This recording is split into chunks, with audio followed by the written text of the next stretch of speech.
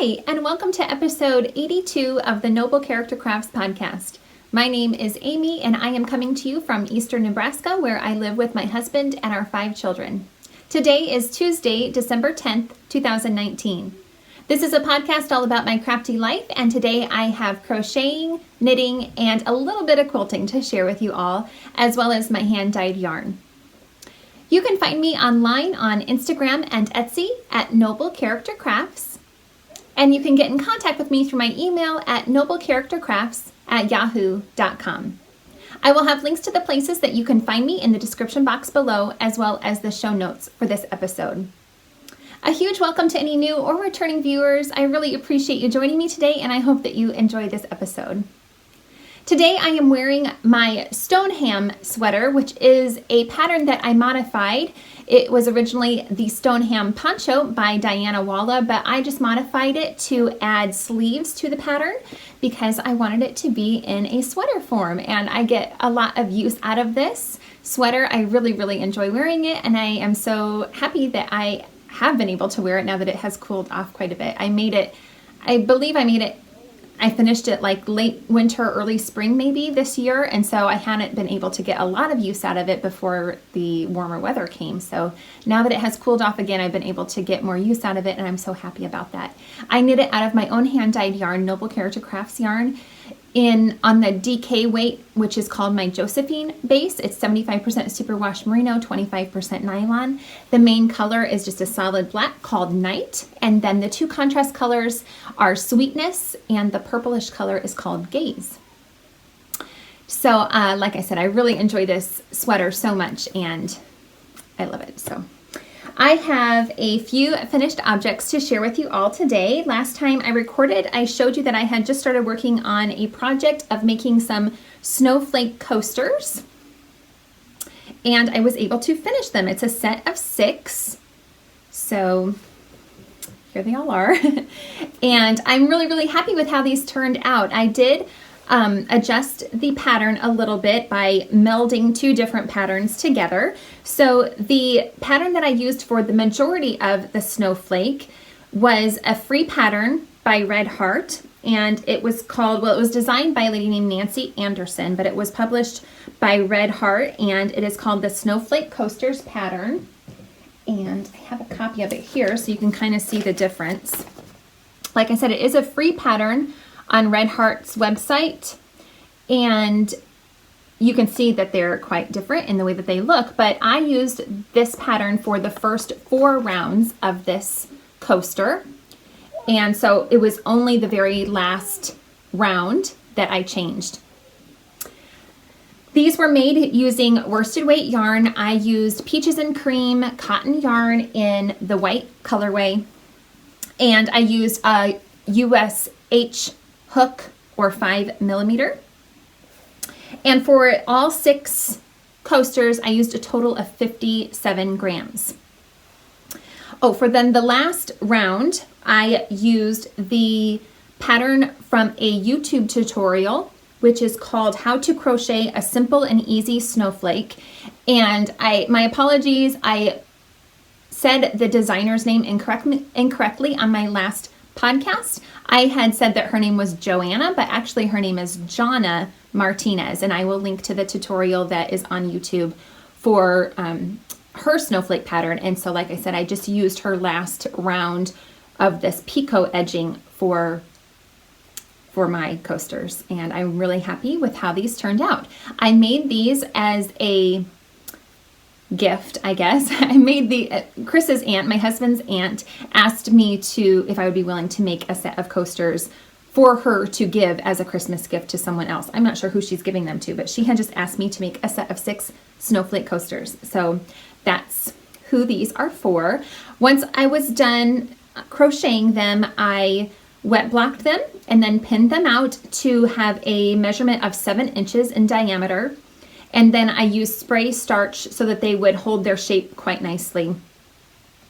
And yeah, I'm really happy with how those turned out. I did have one problem, however.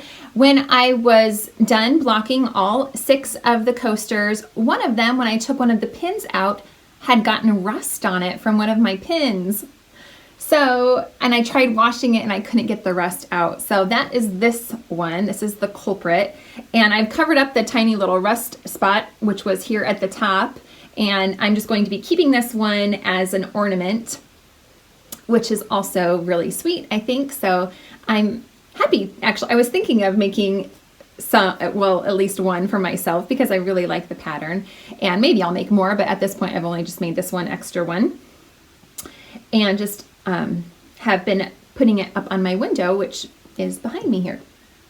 And along with this one, I have done an Advent swap with two ladies.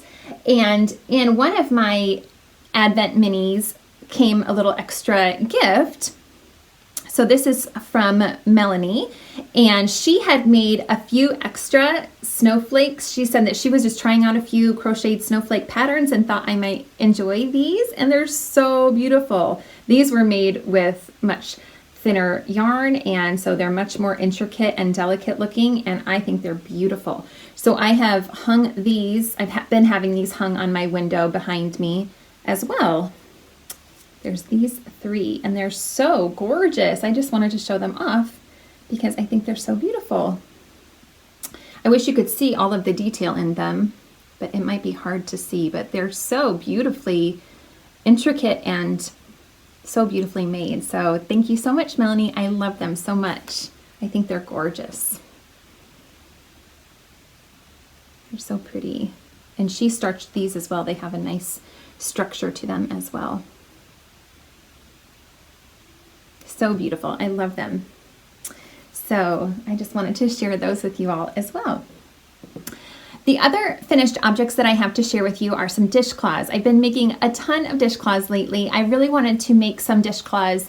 Well, actually, to be honest, the thing that motivated me to start making more dishcloths lately was because, as I showed you in my last episode, I have started making a Scrappy blanket using up my cotton yarn, and I wanted to have some more colors to put into my Scrappy blanket, and I have had all of this cotton yarn in my stash for so long, and I thought, well, I'm just going to start making up some dishcloths so that I can use up this yarn and have the scraps to add to my blanket. And then I thought dishcloths would make such a wonderful Christmas gift, so I have made up quite a few dishcloths lately.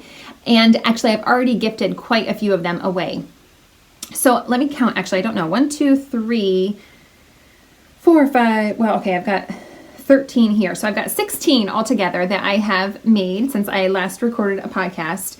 And I have gifted, I think, about 15 of them. I'm not sure really. But anyway, I will insert a picture here of the basket of dishcloths that I have already made up and have gifted away.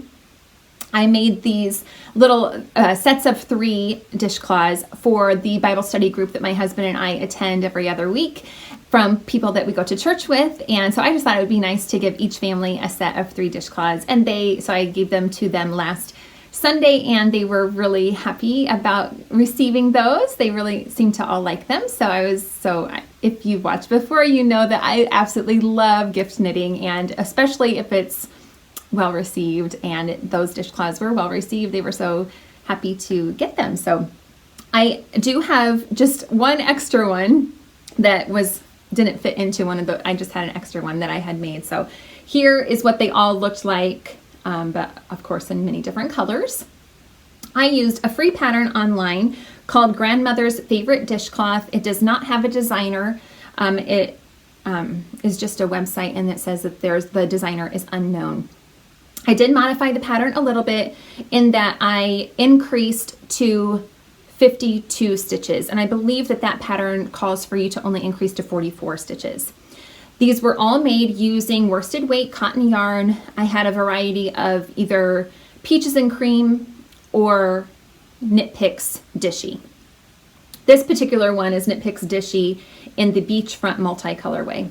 But as you can see in the picture, there were several other colors that were used for those dishcloths. So I'm really happy with that. I used a US 6 4mm needle for all of these. This is such a simple, easy pattern. I really enjoyed working these up, and I haven't used up all of my cotton stash, so I may still continue to work on a few more of those, but we'll see.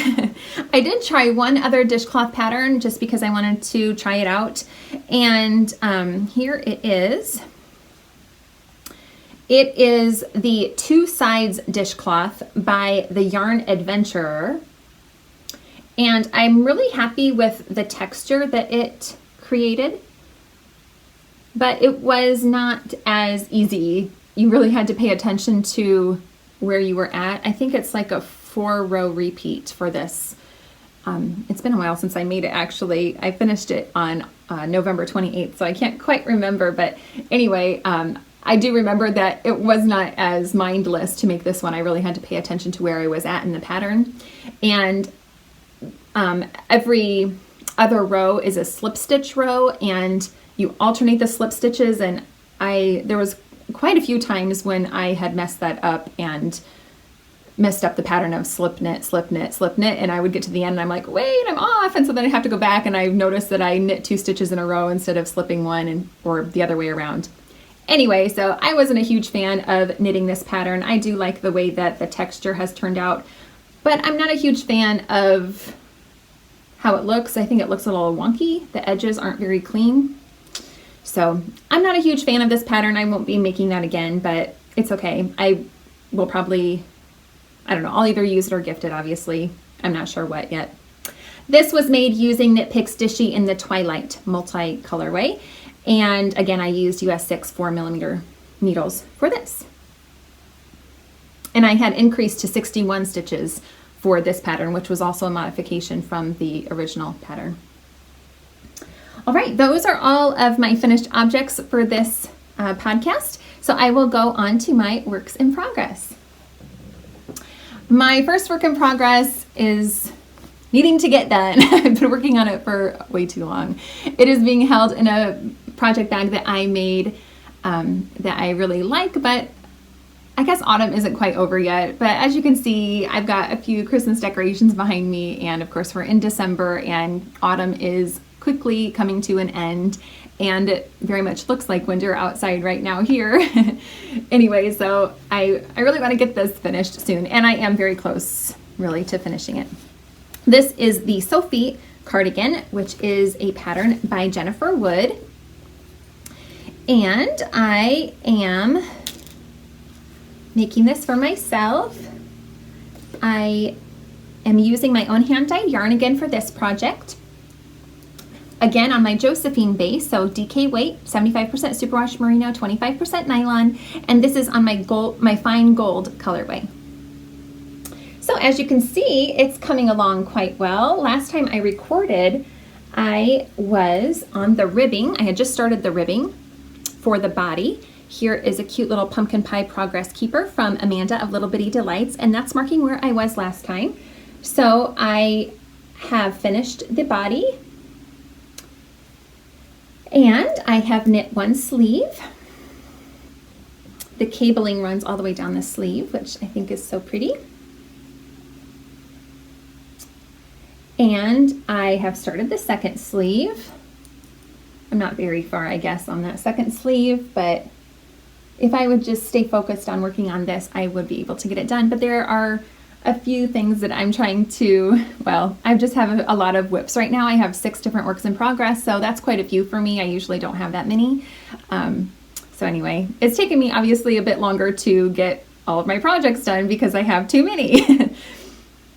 You can see I'm already done with the button band as well. That's actually knit. It was knit as I made the body. It's not an added on button band. I guess I could undo this. I actually wanted to go ahead and add those buttons on so that I could try it on and get an accurate length for my sleeves. I thought if I had it on and buttoned, then I would have a better idea of how long to make the sleeves. So this button band is made by making an extra flap and then you sew it down. So there was an extra, I don't know if you can see that very well, but there was an extra flap that I folded over and then sewed down right here. And that's what I have attached these buttons to. And then there's not actually button holes knitted. You're just making this cable pattern, and then the buttons can fit into these little holes that are in the cable pattern. I had quite a time getting these buttons to be placed in the right way. I had to redo them 3 different times in order to get them placed in the right way. I was trying to line them up with the biggest opening in the cable pattern, but then it just wasn't working out. And what I did in the end is I just evenly spaced the buttons on the button band. I didn't worry about the holes. And then there's so many openings in that cable pattern that I don't think it matters where you stick the buttons. They just kind of can fit in wherever. It doesn't lay very, very flat though. As you can see, it's kind of got a ruffly, I don't know. It just seems like there's almost too much fabric right here. I don't know. It just seems like it's not laying very nicely, but it's knit as you knit it as you go. So it should be even, but I don't know, maybe after blocking it will lay nicer. It's not bad, but it just has, you can just kind of see that there's a bit of, it doesn't lay very flat, but it's okay. I have modified the pattern quite a bit. It's knit from the top down, starting with these saddle shoulder pieces. And I followed the pattern completely until I got to the waist, and I added a few decrease rows for some waist shaping.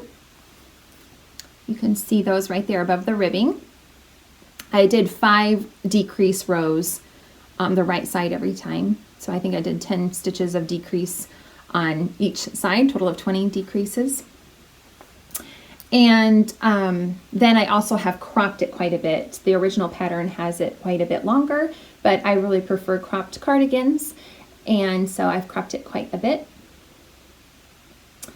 And then I've also lengthened the sleeves. The original pattern has 3/4 length sleeves, and I've made full length sleeves.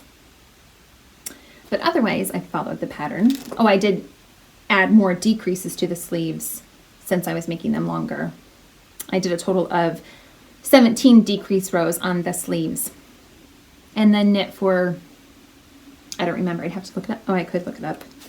Not that it really matters, but I have to go back so far in here because it was so long ago that I started this. Here it is. I added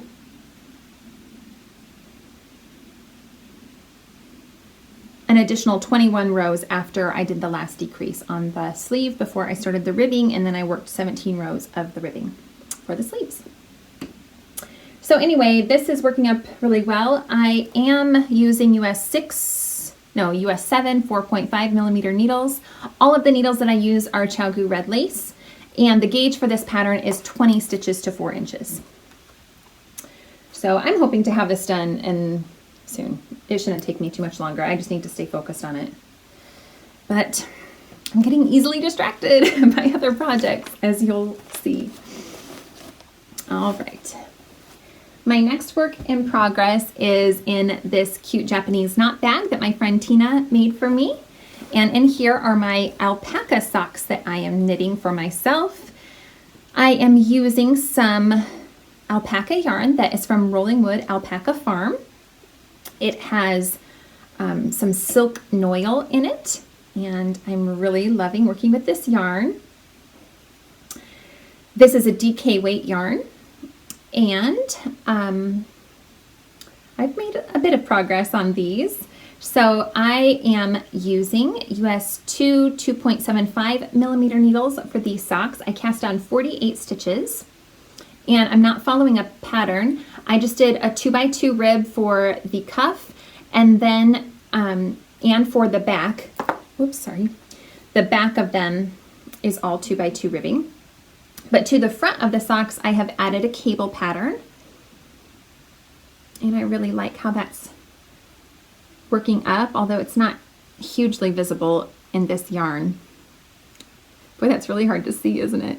It is a bit easier to see in person, but anyway, I am using a cable pattern that I got from the Knitted Cable Sourcebook by Norah Gaughan. In that book, she has a ton of cable patterns, and I am using number 57, which is called the Mega Rib Braid, which is a 22 stitch cable. And so I have that worked out very well for the front of these socks. So yeah, I'm really liking that. I, as you can see, have knit a really long leg, which is what I prefer. They look super skinny, but there is a lot of stretch to them. The cabling really, and the ribbing together really pull them in, but as you can see, they stretch out quite nicely. That progress keeper is marking where I was last time I recorded, so I finished the leg and I did a slip stitch heel flap, which is my favorite, and I am currently working on the gusset decreases. So that is them. I love how these are turning out, and I'm excited to have them done so that I can try them out, and I hope that they wear well. I've mentioned before that I was motivated to try these out after watching one of Joji Locatelli's journals, where she was mentioning that she has had a pair of alpaca socks that she's worn for a number of years, and they have worn really well, and even though they don't have any nylon in them or anything. So I'm really hopeful that these will wear well and will last me a long time. So I think that's it for those. Okay, my next work in progress is my Scrappy blanket that I had mentioned, that I am using my scraps from my cotton stash.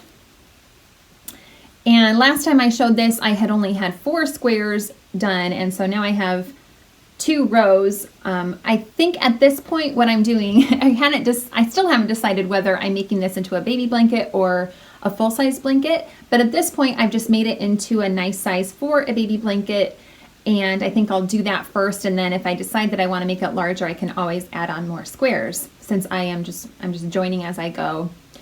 So I am just doing a very simple granny square. I am using a USH 5mm hook for these, and all this is worsted weight cotton yarn, and it just takes the tiniest little bit to make these granny squares. It only takes 1 gram for the center section, about 2 grams for the second row, and then I'm just using Lily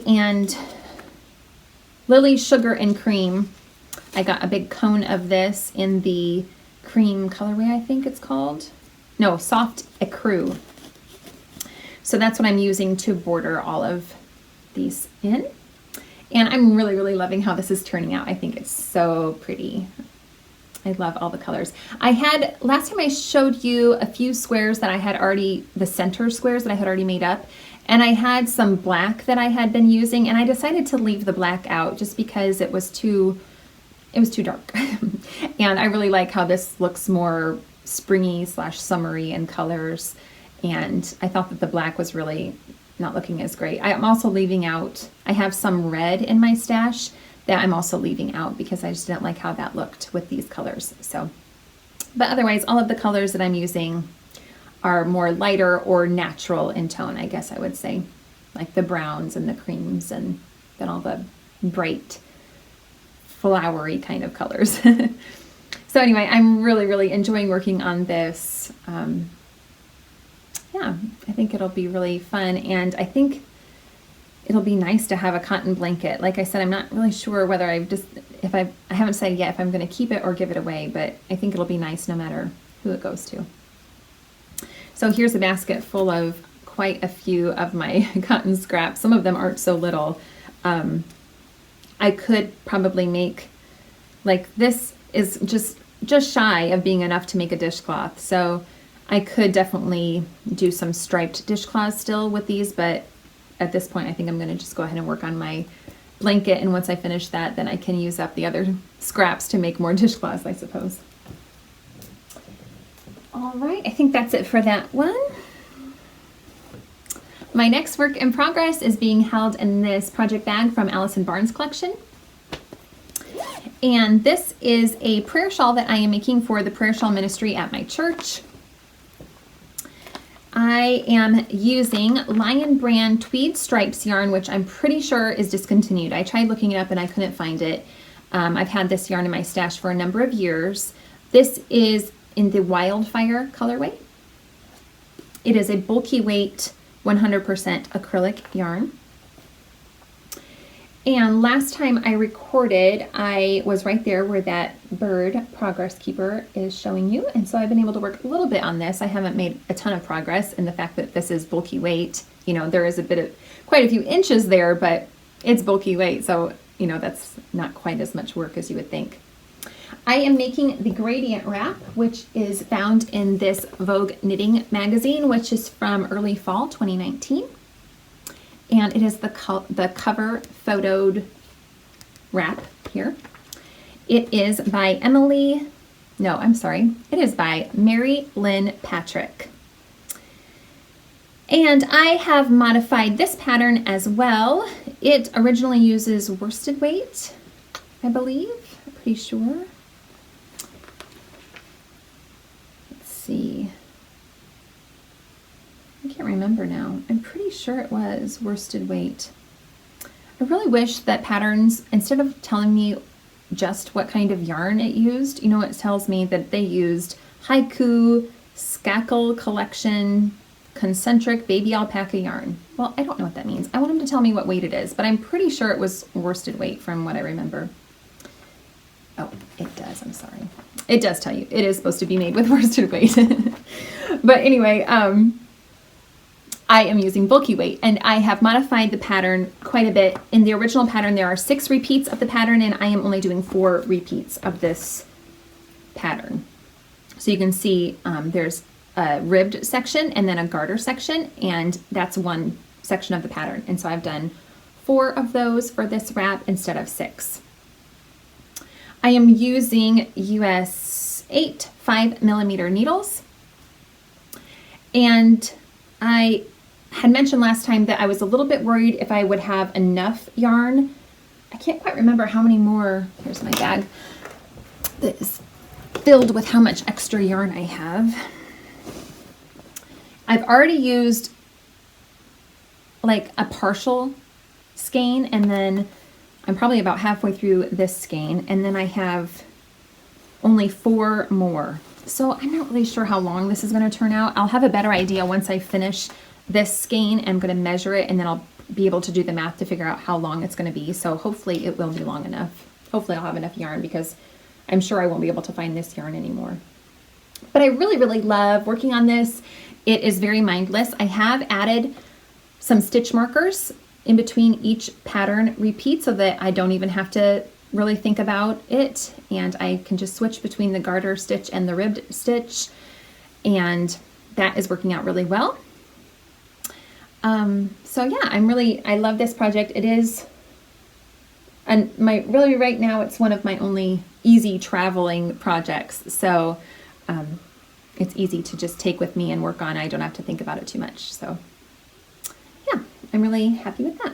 My next 2 works in progress are new cast-ons. The first one is being held in this cute little bag that I received a number of years ago when I was working outside of the home. I went to a conference and was gifted this at that conference.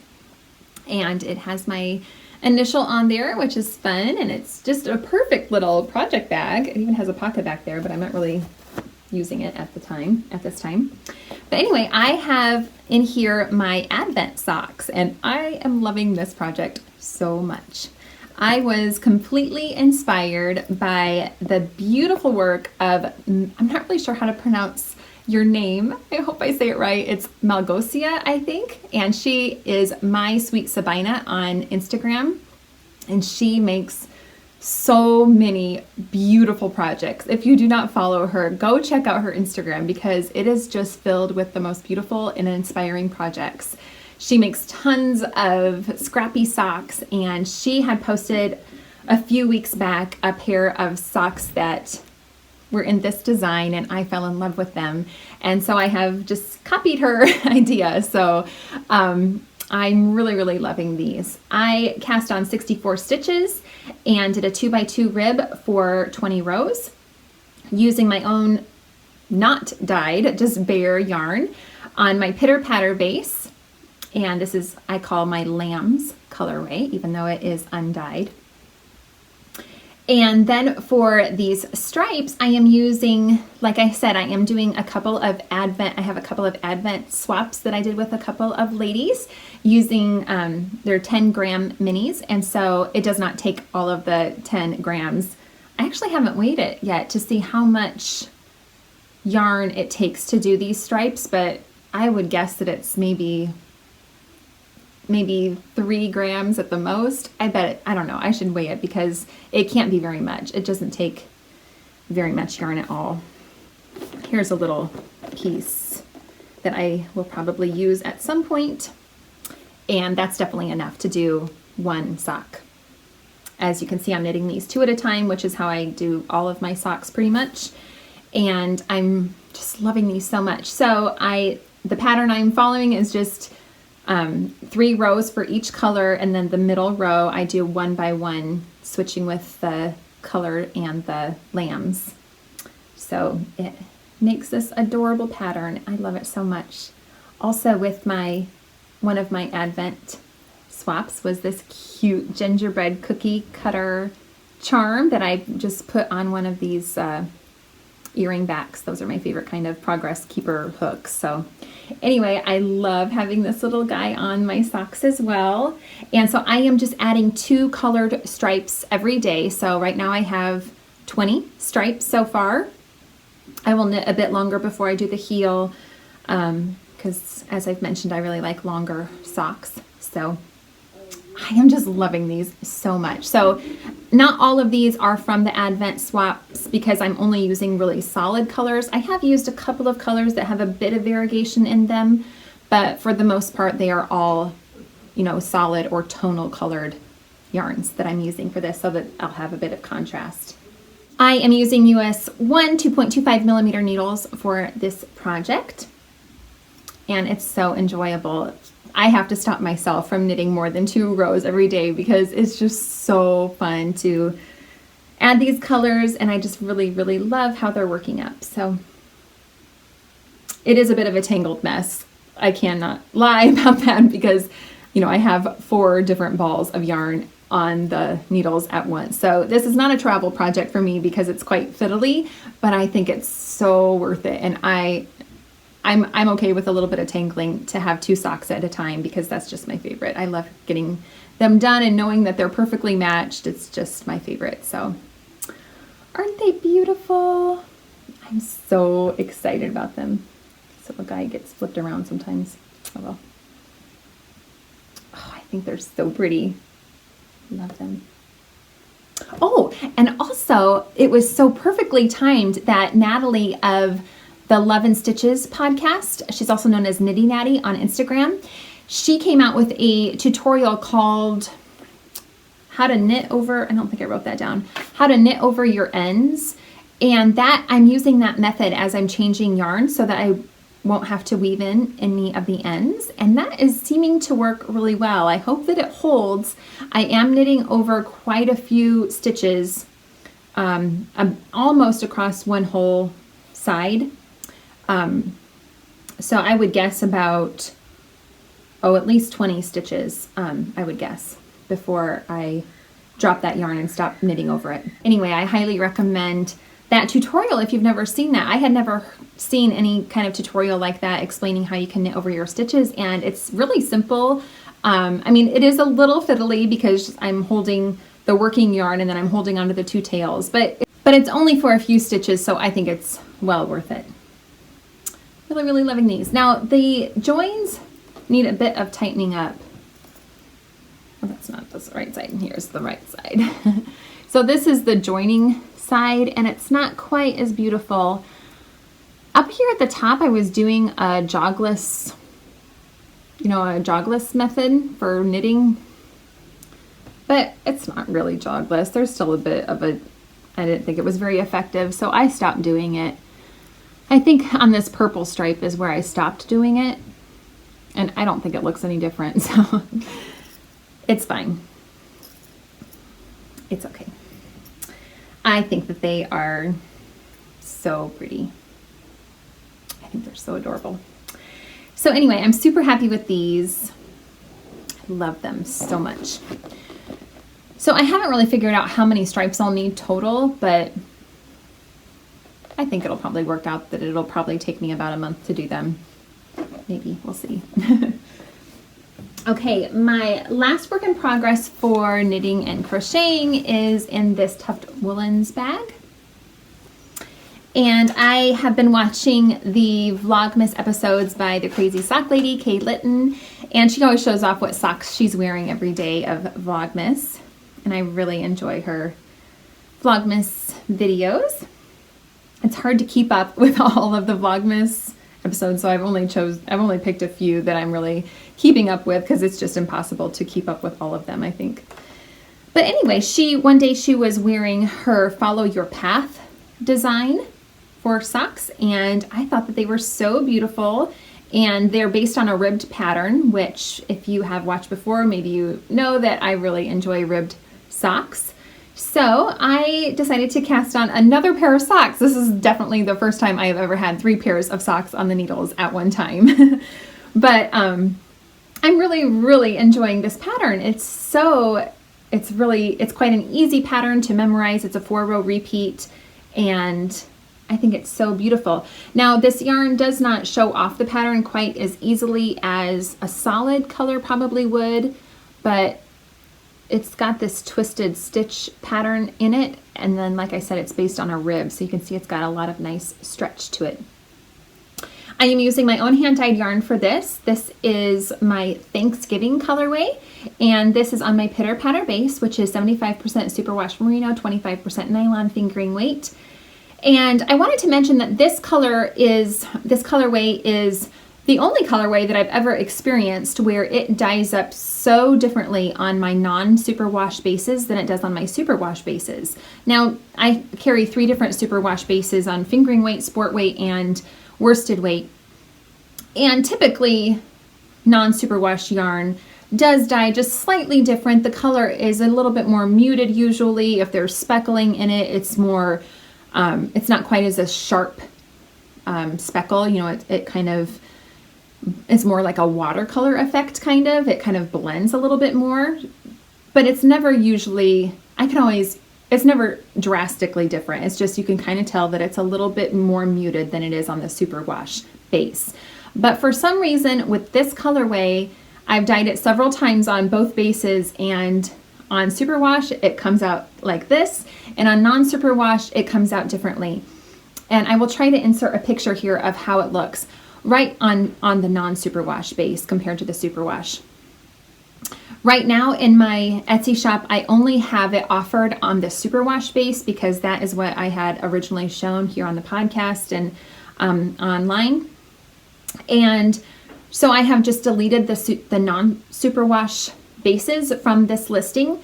But I have thought of just listing a separate one that is only for the non-superwash base options, because it does turn out beautiful on the non-superwash bases. It's just a lot different than the superwash. So anyway, I am making the medium size, which is 64 stitches. I'm using US 1 2.25 millimeter needles, and I've been following the pattern completely. So it's got a 2x2 rib at the top here, and then this beautiful pattern.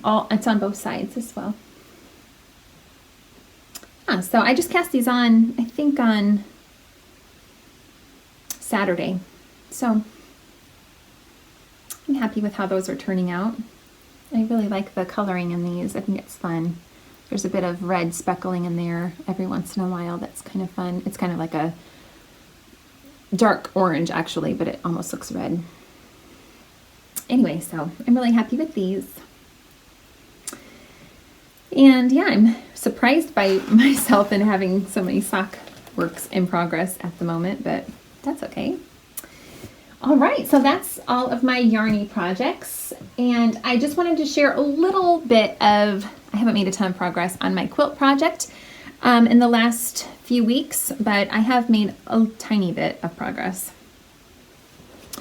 So last time I showed you I had just done I hadn't bordered the pillowcases with this dark gray material. So I should mention, I am making the Joseph's pinwheel quilt. I've been making it for several months now, I think since September. And the original pattern is by the Quilting Company. I am modifying the pattern in that the original pattern only has 9 blocks, and I have quadrupled that to have 36 blocks so that it will fit our king size bed next to me here. I am using all autumnal themed fabrics, and so I probably haven't been working on this quite so dedicated. You know, I haven't made tons of progress because I don't want to decorate with autumn inspired fabric right now. You know, I'm already have our Christmas decorations up, and so I know I won't be using this until next autumn, so there's no real rush. But anyway, I have finished these, piecing these together. I've added the borders. These are the 2 pillowcases that I've also started on. And you can see I've basted these together with the batting. And then I've just put this gray on the back of this because this will not be seen. It will be inside the pillowcase. The fabric that I will be using for, I have some here. The fabric that I'll be using for the backs of these pillows as well as the back of the quilt is this beautiful pumpkin fabric, which is also in the quilt in some of the blocks. So that will be what's on the actual back of the pillowcases once they're sewn together. So here's the first one, all ready to be quilted. And here is the second one. Now I was planning on quilting this myself on my machine, and I started doing a little bit of quilting.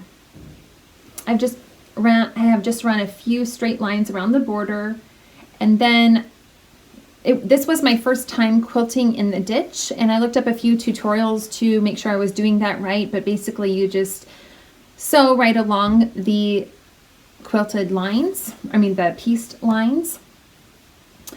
And I also I planned on doing that in several areas. Like I had tried running a line. You can kind of see that I had sewn a line straight across here, or I tried to, but it wasn't straight at all and it looked really bad. So I took it out, and I think that I have decided to not quilt this myself. So there is a lady that lives quite near to me that has a long arm quilting machine, and I have talked to her, and I'm thinking pretty sure that I'm going to be using her services. It is expensive to do a king size quilt as well as 2 pillowcases, but I think that I really want to at least try it once and see if I think it's worth the money to have it done on a long arm quilt. I think it's just going to be probably a little bit more than I want to tackle to quilt a king sized quilt at this time. This is only the second quilt that I've ever made. I've only made one other quilt before, and so now I have this king size quilt that I'm working on as well as these 2 pillowcases, and I just don't think I'm going to be quite happy with it by doing it myself. I think maybe it's just these blocks are a little bit hard to do in an easy way, just because there's not, it's easy to do along the straight lines, but then once you get into the quilt block, I think it's just a little bit trickier to come up with a way to quilt them in a way that's going to look nice. So anyway, I think that's what I am going to do. She is a little busy with holiday projects right now, and so I told her that I would give her a call after the new year to set up a time. Like I said, there's no hurry in getting this done now that autumn has already pretty much passed. So anyway, I will probably be working on this a bit more in the new year. I don't know if you can see it behind me.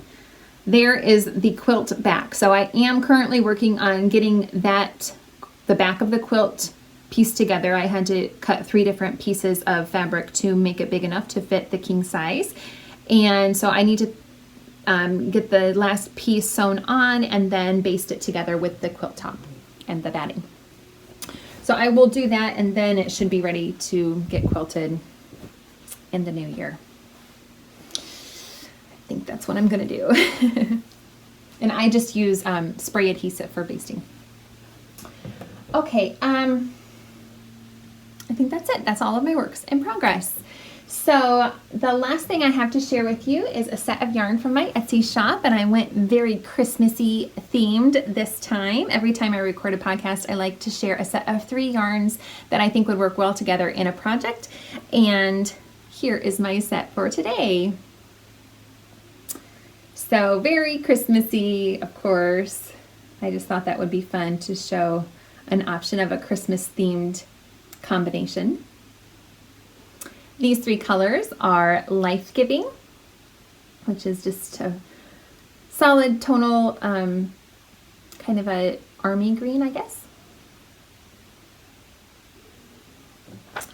This one is called Rejoice, and it has a natural base, and then it is painted and speckled with red, green, and black.